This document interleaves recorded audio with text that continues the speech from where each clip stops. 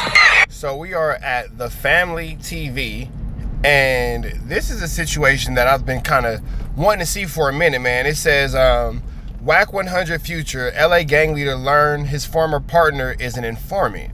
Now, with the situation that just came out, Big U is being charged with him and his associates allegedly chasing Future through the airport of Los Angeles International, that's LAX.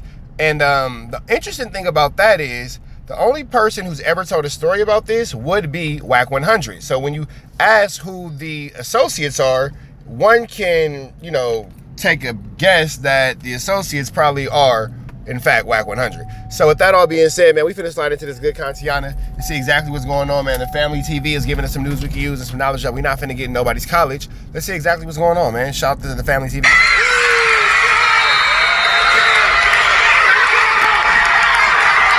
To take down DNA, he wouldn't give them his DNA, so they had to serve him a search warrant to get his DNA. Get out, and then they have to have an experience before they realize. But then that doesn't make sense. You would never need a search warrant to get somebody's DNA who's been to the penitentiary, because guess what their DNA is in? It's in a now federal database, because when you go to the penitentiary, you have to give up your DNA. So with that all being said, Big U having to be subpoenaed for DNA doesn't really make sense, because it will turn into a situation where all they have to do is subpoena any penitentiary that he's been in, and they'll be, able to get that.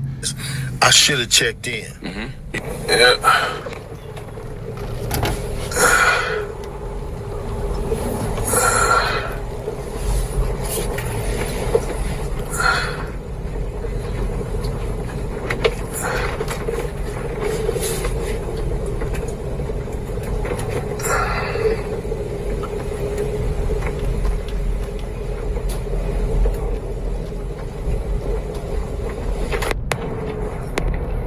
The acting United States Attorney here in Los Angeles.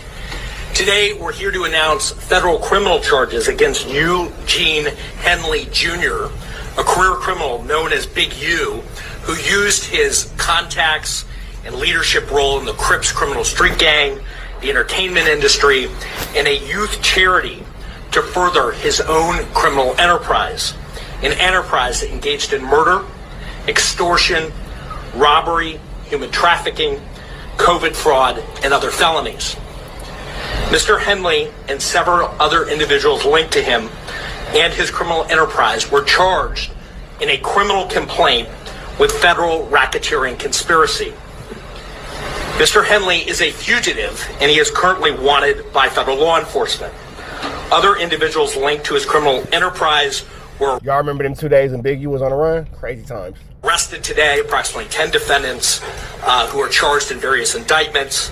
Again, Mr. Henley is a fugitive. 4 defendants are in state custody and will be transferred into federal custody.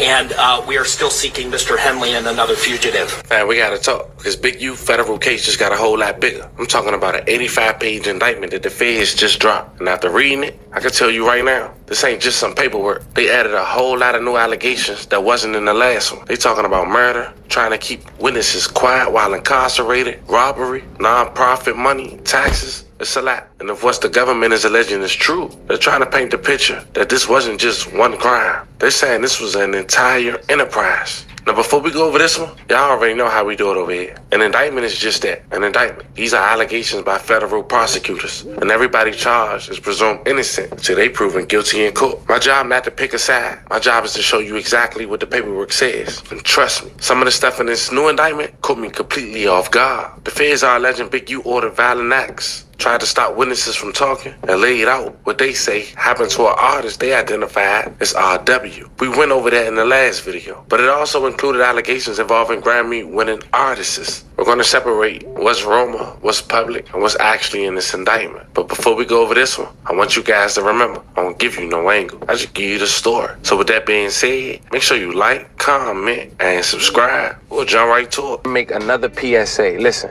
if you ever wish payday came sooner, this might actually help. It's a banking app called Current with a bunch of useful tools. And one of the main tools lets you access up to $750 of your paycheck in advance if you switch over with Current. You get a full set of features like the paycheck advance, overdraft, the bill card, and more. Whether you want to build credit or a smoother way with managing your money, it actually handles everything in one app. I actually like the app myself. That's why I partner with them. And right now they're giving away $75 for anyone who sign up using my QR code or use the link that's in my bio. Once you scan the QR code, it'll take you directly to the sign-in page. Enter the normal steps, enter your information, order your current card. Once you're done with that, it'll prompt you to a section with promo code. Make sure you enter the promo code, the family. That link automatically unlocks the $75. Make sure you go through the full sign-up process so you don't miss out. So let's check out this video. You can find it on Google where them niggas that beat the shit out of Future in the security. Future ran out to LA Club. Google Future gets rushed in LA Club. They was on him. That's why they was on him. Trick from Detroit. Nah, Trick from Detroit. So, that's broke, right? So all I know is, we always knew who owed somebody some money.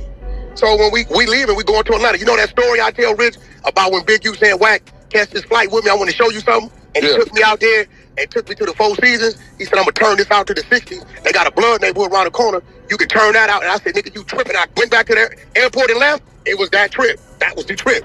We on that red-eye Delta flight. Same one I used to always catch when I drank off on. Right. So, now, this soundbite has become extremely famous, and at this point, it's become one of our favorite quotes. The nigga, when we come through, Big U say, little bro, is that the nigga? I look. I said, that's super shooter, bitch.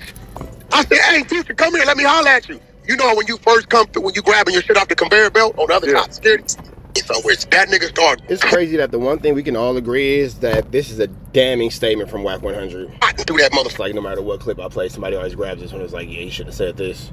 Lead a bitch. I'm squatting right behind him. We on the Delta side, right? It ain't number one flight leaving that night going to Atlanta, right? All the other red eyes on the American side. So the nigga breaks right and runs into the thing that connected to the plane. But it wasn't no plane. The nigga throws the phone. When I pick the phone up, it's another reason why Future ain't gonna say nothing, because I make the homie come on Clubhouse and tell the truth.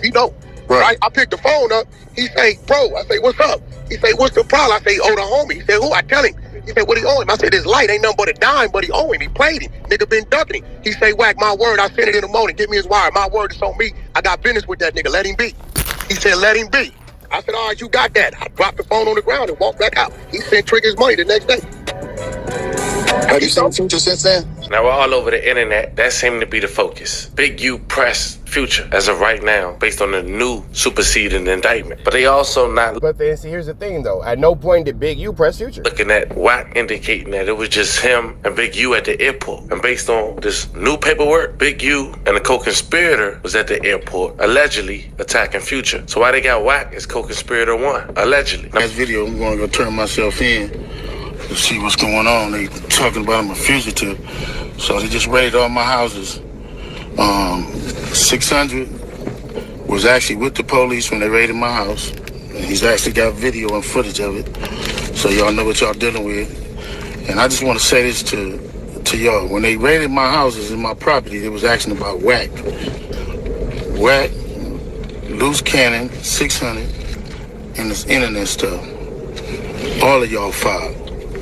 All y'all who be sending shit around the internet, all y'all who be promoting and listening to what these be saying, all y'all giving these likes and hidden likes, all y'all supporting this. All y'all guilty of this shit. If you have something against a black man, you should handle it with a black man in the streets.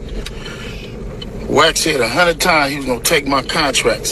He working with the FBI. The FBI went to the city. Before we try to break that down and see if that's true or not, that's later in the indictment. Let's literally start on page 1. Before we get into the murders. Well, here's the thing, too. Big U is yet to be charged with murder, but Big U's never actually been charged with that. Now, he's suspected of it, but he's never actually been formally charged with the Rayshawn unalive robberies and everything else that fears our legend. We got to understand who they saying was involved, because the first few pages of this indictment aren't about proving a crime. They're about introducing the people and setting the stage for everyone that's coming later. The very first name is one everyone already knows: Eugene Henley Jr., better known as Big U. But look how the indictment introduces him. They don't just call him Big U. They list his allies, which is Unc, Draws, Hannibal. List his aliases?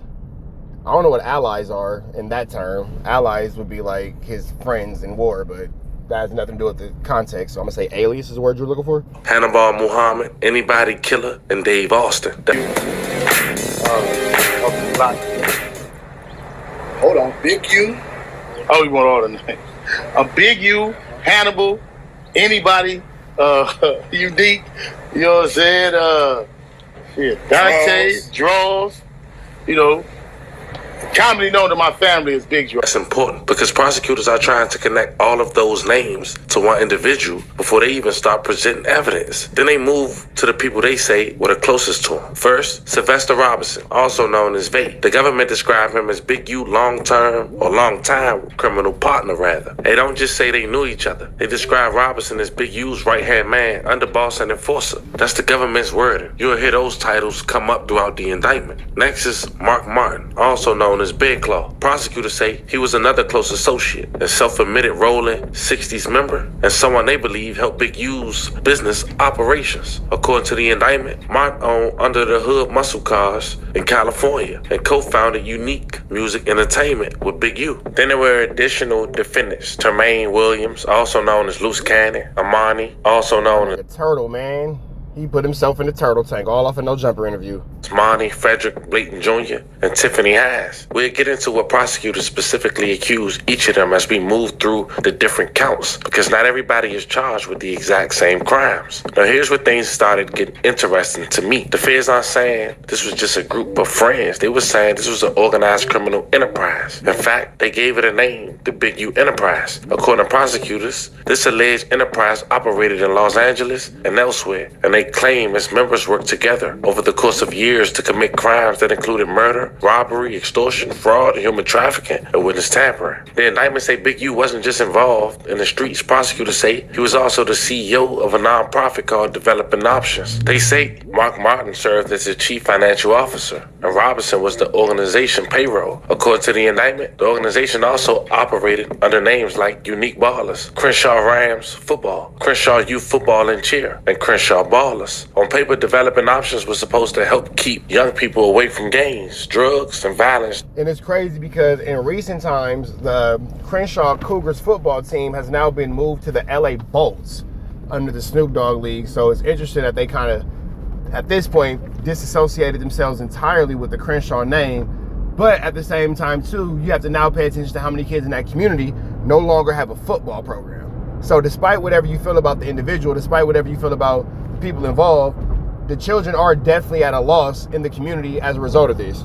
Through the intervention program and youth sports. That's how it presented itself publicly, according to the indictment. But the government say there were another side of it. According to federal prosecutors, Developing Options received about $550,000 a year through Los Angeles Gang Reduction Youth Development, GRYD program. The indictment say between 2018 and 2023, the organization received more than $2.35 million in public funding. Prosecutors allege Big U, Mark Martin, were responsible for making sure the organization complied with the grant's requirements, including employee background checks, training, certifications, budgeting, payroll, and required reporting. Now, at this point, the government hasn't yet explained what they believe happened to that money. They're laying the foundation. They're showing the jury what position these defendants allegedly held before they even get into the later allegations of fraud and misuse of nonprofit resources. And that's something you'll notice throughout this indictment. The prosecutors don't jump around. They build the case piece by piece. First, they tell you who everyone is, then they explain what roles they allegedly played. Only after that do they start laying out specific crimes they say were committed. And trust me, that's where this indictment starts taking a turn. Because in the next section, the feds explain what they say the purpose of this alleged enterprise really was. And it's much broader than just one murder case. Next was the check-in culture. The feds don't describe it as a network of pay and respect. According to the indictment, they allege it became a way to demand money, exert control, and determine who could safely conduct business in Los Angeles. They even quote statements prosecutors attribute to Big U from podcasts and documentaries to support that theory. And that's exactly where this indictment really starts connecting public statements to the government's criminal allegations. Now, fam, this is probably one of the most talked about parts in this indictment. Because if you listen to interviews over the last 10 or 15 years, you probably heard people talk talk about checking in. Big U even had a podcast called Check In. Some people say it was about showing respect. Others say it was about making sure everybody was safe. According to prosecutors, certain people coming into Los Angeles, including professional athletes, musicians, entertainers, and even people involved in criminal activity, were expected to contact Big U before doing business in the city. The indictment say the purpose was simply introducing yourself. The government alleged people were expected to ask permission and in many situations make payments to receive what prosecutors described as protection while they were in Los Angeles. Now here's where this section is a little bit different. The feds aren't relying on only one witness statement. They're using Big U's own public interviews, documentaries, and podcasts as part of their case. In the Big U podcast Checking In,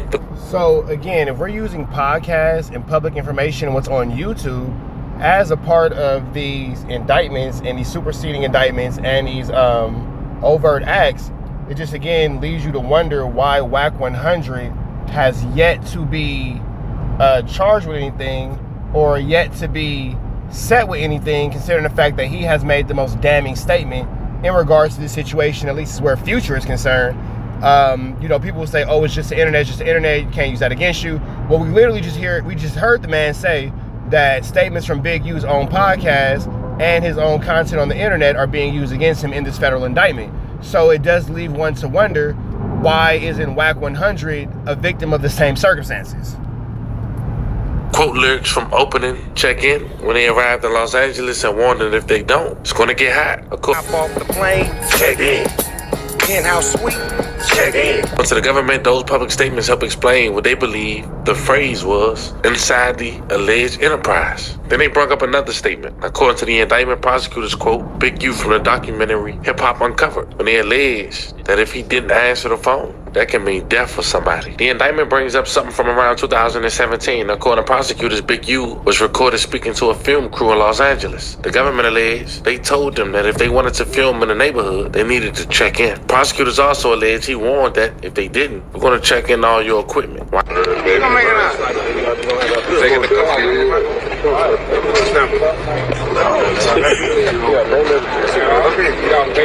Don't matter. You're nice so hard.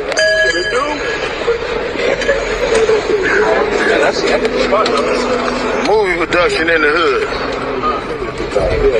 That's how we do it, young man.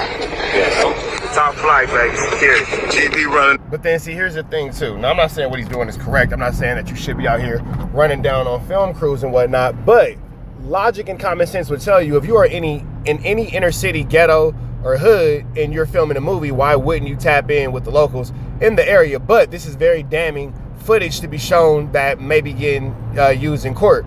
Now, I want to say again, this is all social media content being used and social media content being provided, whether it be Twitter, Facebook, Instagram, MySpace, Black Planet, what have you.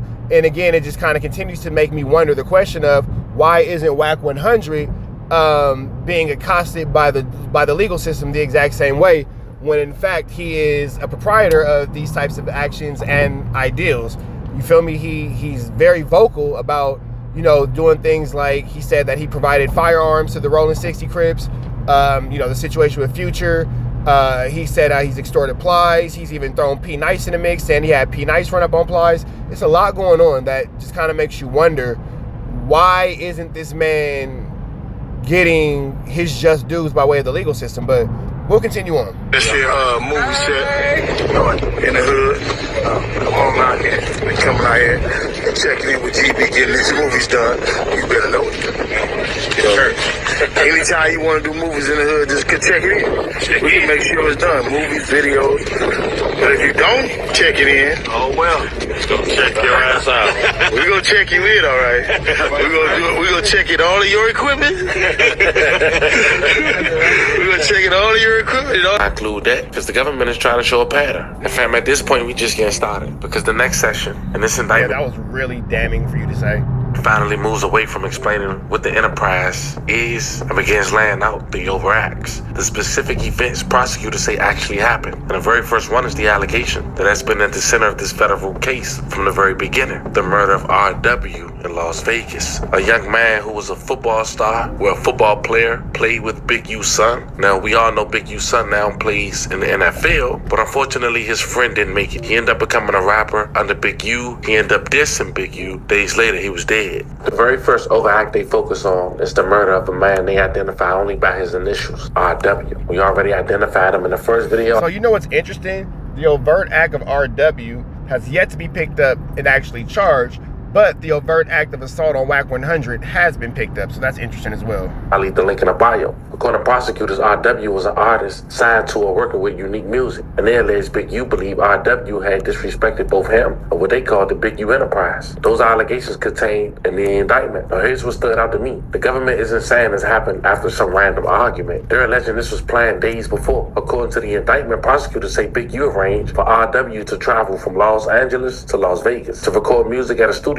owned by a Grammy-winning producer. They don't identify the producer by name in the indictment, only by description. The government say an employee of Unique Music identified only as KF booked RW's plane ticket. And not only that, they allege KF also booked RW's Airbnb through January 19th through the 26th of 2021 because the purpose of the trip was supposed to be recording music. So from the government perspective, everything about the trip looked normal. A plane ticket, a place to stay, studio time, everything looked like business. But according to prosecutors, things changed on January 24th, 21. The indictment alleged Big U and Sylvester Robinson drove from Los Angeles to Las Vegas in a Lexus. Why? The government say they went to the studio to confront RW because they believe he hadn't been taking the recording sessions seriously and had wasted expensive studio time. According to prosecutors, Big U confronted RW about missing studio work and accused him of disrespecting Unique Music and the alleged enterprise. Now family, think about what prosecutors are doing here. Every fact they're laying out is building a timeline. They're trying to show a jury there was a reason for a trip, a reason for the confrontation, and eventually, according to the government, a motive. But we're still not in the part that investigators believe is the murder itself, because in the next session, the feds start talking about cell phone location data, airplane mode, and the drive away from the studio. Not to mention the trip towards a remote area north of Las Vegas. And what exact timeline they say places Big U with RW shortly before RW's body was discovered. According to the indictment, after RW finished recording at the studio, something changed. The government alleged that shortly before 1 a.m. on January 25th, 2021, Big U's two cell phones suddenly stopped reporting location data. Now here's why prosecutors say that's significant. According to the indictment, investigators believe both phones either were turned off or placed into airplane mode at nearly the same time while Big U was still in the area of the recording studio. According to prosecutors, Big U drove RW from the studio back to the Airbnb. But here's what they say happened next. Instead of staying there for the night, the indictment alleged that around 1:20 in the morning, RW came back outside with the suitcase already packed. Think about that for a second. According to the government, his return flight to Los Angeles wasn't scheduled until the next day. His Airbnb reservation also wasn't supposed to end until the next day. Yet prosecutors allege he left the Airbnb early carrying his luggage and got into the Lexus with Big U. The indictment alleged Big U drove north of Las Vegas towards an area near Apex Regional Landfill. The government doesn't spend pages speculating about what happened there. Instead, they simply lay out the route they say investigators reconstructed using digital evidence and location data. Then, according to prosecutors, the vehicle turned around. The indictment alleged Big U drove back towards Las Vegas. And at around 2:15 a.m., the government says both cell phones suddenly begin reporting location information again. Remember, just a little earlier, prosecutors alleged both phones had stopped transmitting location data. According to the indictment, around 2:20 a.m., Big U allegedly called Sylvester Robinson, who prosecutors say had remained at the recording studio. A short time later, the indictment alleged Big U returned to the studio, and according to the prosecutors, when someone asked where he'd been, he allegedly said he had gone to the gym. According to the indictment, later that day, RW's body was found in the north of Las Vegas with multiple gunshot wounds to the head. The indictment even includes a photograph identifying the general location, where prosecutors say the body was recovered. And if you thought that's where the story ends, it doesn't, because the next session isn't about the murder itself. It's about what the feds say happened after the murder. Now fam, if everything we talked about so far is the government's timeline leading up to RW's death, the next section is about what prosecutors say happened after. Because according to the indictment, the murder wasn't the end of it. The feds alleged that almost immediately, people began taking steps to make sure investigators wouldn't be able to piece together what happened. Those are allegations contained in the indictment and remain unproven unless established in court. The first thing prosecutors pointing to is a phone call. According to the indictment, after RW was killed, Big U contacted the Grammy-winning producer, whose studio RW had been using. Why? The government alleged Big U told the producer that Nevada homicide detectives were going to be contacted him about the murder investigation. Now, by itself, some people might say that's just giving somebody a heads up, but then prosecutors describe what they say happened next. According to the indictment, the very next day, Big U allegedly contacted the same producer again and demanded that the producer and his employees leave the recording studio. And this is where the government theories start getting serious. Federal prosecutors allege that at Big U's direction, an associate identified only as DS, along with others, removed portions of the studio's security system, including surveillance video and data covering the...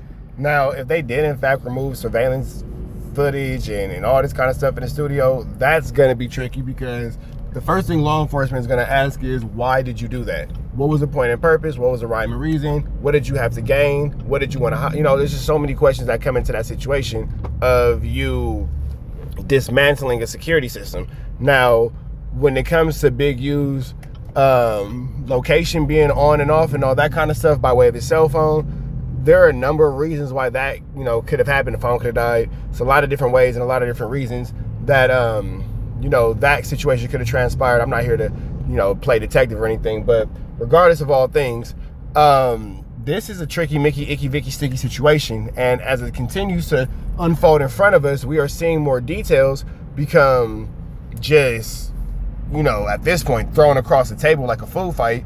And, we're leaving it up to the court of public opinion, because keep in mind, the actual trial isn't set until next year. Time period when RW, Big U, and Robinson had been inside the studio. A couple days later, prosecutors say KF, the same employee they allege booked RW's travel and Airbnb, contacted the Airbnb owner and asked a very specific question. According to the indictment, he allegedly wanted to know whether there were cameras on the property. But the part that really jumped off the page for me came almost 2 years later. According to the indictment, prosecutors intercepted a phone call on December 31st, 2022. In that call, they alleged Big U made statements about how he handled problems with other men and suggested that if he had a serious issue with someone, either that person wouldn't be here or he wouldn't be here. The government included that quote because prosecutors believe it reflects the mindset they existed inside the alleged enterprise. But the next section gets into intercepted phone calls, switching vehicles, avoiding detection. But to give you context, he was saying that because people were saying that he was wanted for the issue with Nipsey Hussle. And he was saying that that wasn't me, because if, I had that kind of problem with him, it would have went a different direction. So that's the context behind that. And he was saying that he didn't have an issue with Nipsey Hussle, considering the fact that he was not the one that took his life. So he was saying if he had a problem with him, he would have been the culprit of that crime. But he was saying since he wasn't, it was clear that he wasn't, to be of having a problem with this guy. Encrypted FaceTime conversations, warning family members not to talk, and what prosecutors say were coordinated efforts to stay one step ahead of investigators. And that's when witness tampering had allegedly begun. In the next section of this indictment, according to the feds, once detectives started closing in, the government alleged the focus shift from the crime itself to making sure nobody helped investigators. According to prosecutors, everything really picks up on February 14, 2023. That's when detectives allegedly... Not Valentine's Day.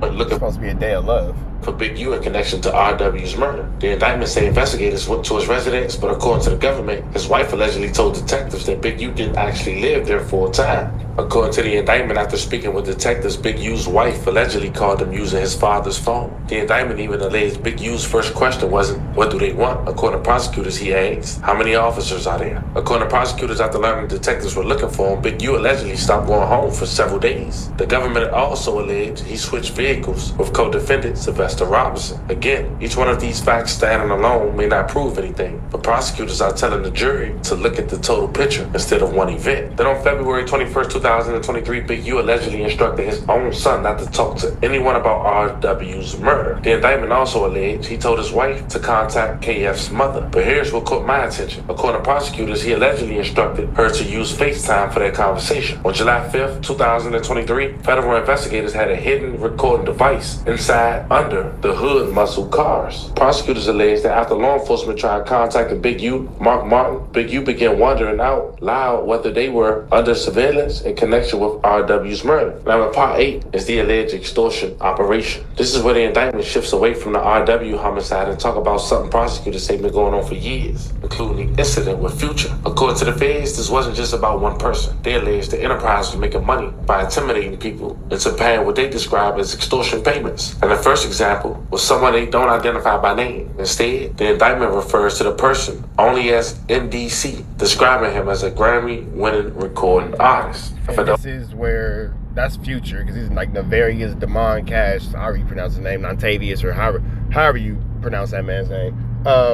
And this is where the story where WACK100 comes in, because WACK is actually the one who introduced this to our universe. Those who don't know, Future's real name is Nefarious Demon. Yeah, that's what it was, Nefavy, whatever, how you pronounce that. Wilbur, also known as Nefarious Demon Cash. According to prosecutors back in 2014, Big U allegedly approached this artist to collect money on behalf of someone from Detroit, Trick. The government says when the artist refused to pay and stopped answering calls, things escalated. The incident alleged Big U and others committed violence against the artist and members of his security team because the refusal to pay. Now, 2 people was there according to WACK100, Big U and him. And if the feds know this, it will have to be and Sierra. Future or imagine Sierra on the witness stand in this case. WACK100, who allegedly gave up this information. What's wrong with you, man? No, I'm not. That's what I said I wasn't going to call you. Remo, I just called Remo all kind of bitch ass niggas. You know, running my name. I said the crazy part about it is 90% of you motherfuckers wasn't even around back then to even know what you read. First of all, Future ain't never give us touch. I ain't never heard Future get his ass whooped in LA. Let's cover that. He damn sure wasn't touched at the airport, and I made it clear that Big U stayed behind when I had the conversation with him. So well, we already know that WACK is admitted to knowing that Future allegedly got accosted at a club in LA. You know what I'm saying? You know, I've played that clip a million times, but everything he's saying is just an on paper proven lie. And, you know, we're just kind of here to not really debunk, but you know, unfortunately, that's what it's turning into, because he's trying to cover up some tracks that do appear to lead to him being, you know, possibly next up to be arrested in this federal RICO. he never touched me. Due to his own admissions of guilt and involvement. Then he's talking about days later in LA. Well, we all took a red eye to fucking Atlanta that night. Big U stayed in Atlanta a week. I came back the same day. Same day I landed, I came back. So there's no way days later Future got his ass whooped in LA and Big U stayed in motherfucking Atlanta for a week. I think that, are they talking about that party where the 60s pulled up? I mean, now you gotta remember, I've always said this because it was on the internet. Remember when the dumb bozo was telling me nothing was going on? It was a party in Hollywood. Yeah. It was a party in Hollywood. Was it BT weekend? Was it BT Award weekend?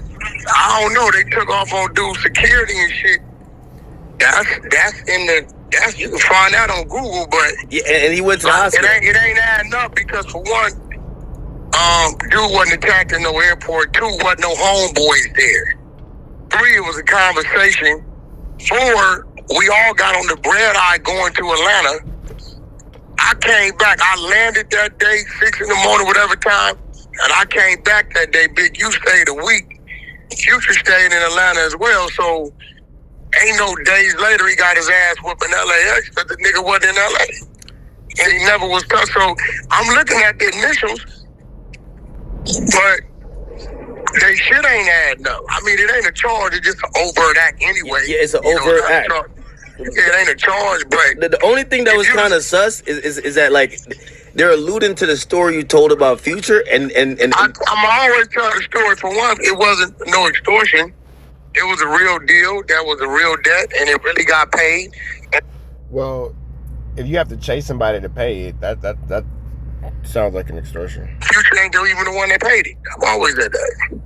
Future didn't pay that debt. He got paid the next day. And only got paid because it was a real. If you owe a motherfucker, I've been on the nigga all week. Owe me $10,000 this week. I've been on his ass all week. Nigga, I really gave you $20,000. You only sent back 10, and I need another 10, motherfucker. I really gave you that. They go to motherfucking wire document to where you owe. So I don't know what people don't understand. If a motherfucker owes some money, you see a motherfucker, you gonna holler at a motherfucker. But motherfucker saying he was assaulted and all that, like, where you get that's all cap. And that's well, again, these are your own statements. where the thin line, because I agree with you in this sense, and I'm wondering how they're trying to like lump everything into extortion. Like, I'm telling you what's going on. If I owe you $100 and I come to you and I say, yo, you gonna pay my $100, even if we have a heated discussion, am I extorting you or I'm asking you for payment for something you owe? Like, the money that you never stated that money was anything other than a debt he owed. It wasn't on some, that's a check-in fee or that's Hey, bro, I ain't never participated in no check-in fees with nobody. I don't believe in that shit. Well, then why are you chasing Future to the airport?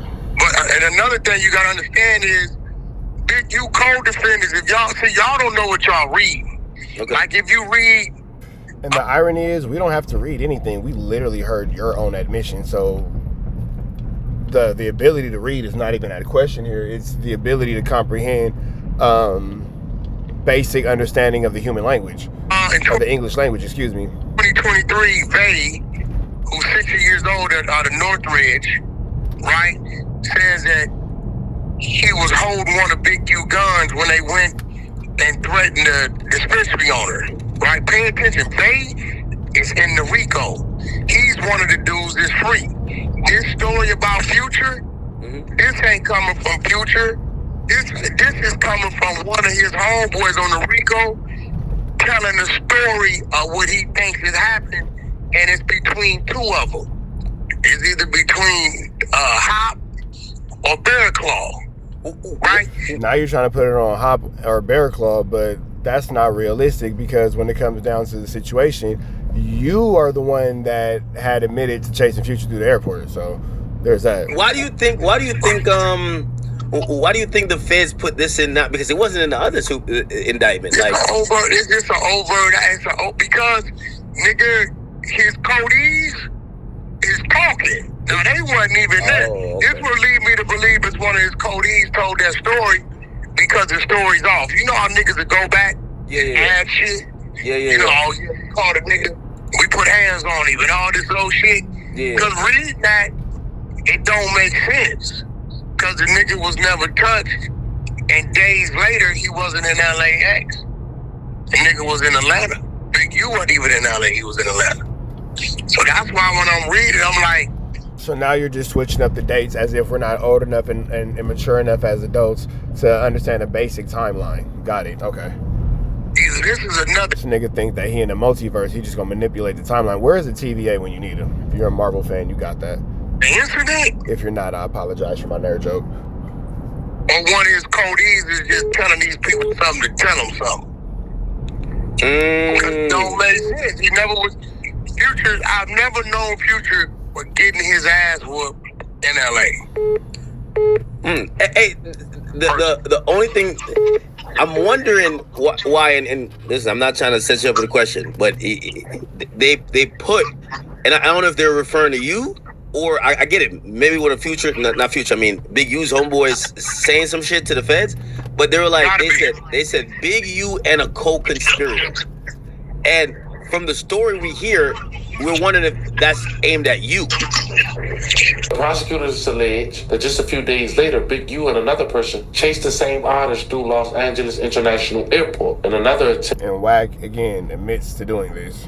To intimidate him into paying. They only speak on two people, fam. That's important. And remember what I said earlier in this video. Years ago, WACK100 publicly talked about an incident involving Future at the airport. Then the indictment moves to another alleged victim, identified as Victim 1. According to prosecutors, Victim 1 was involved in promoting music and clubs before later becoming associated with an unlicensed marijuana dispensary in Los Angeles. The government alleged that for years, Victim 1 was paying Big U as much as $25,000 a month in extortion payments. The alleging a reoccurring payment that continued until Victim 1 eventually stopped answering Big U's phone call. According to the indictment, that's when things allegedly escalated again. Federal prosecutors say July 5th, 2021, Sylvester Robinson, Tremaine Ashley Williams, better known as Loose Cannon, and about 9 other individuals allegedly went to Victim 1 marijuana dispensary. The government alleged they robbed the business, taking cash, marijuana products, and personal property from the people inside. Victim 1 was then invited to Big U's house. The indictment alleged when Victim 1 arrived, some of the same people who had allegedly robbed him were there. And prosecutors say many of them had the items that they robbed from him in plain view. According to the indictment, Big U allegedly looked at Victim 1 and said,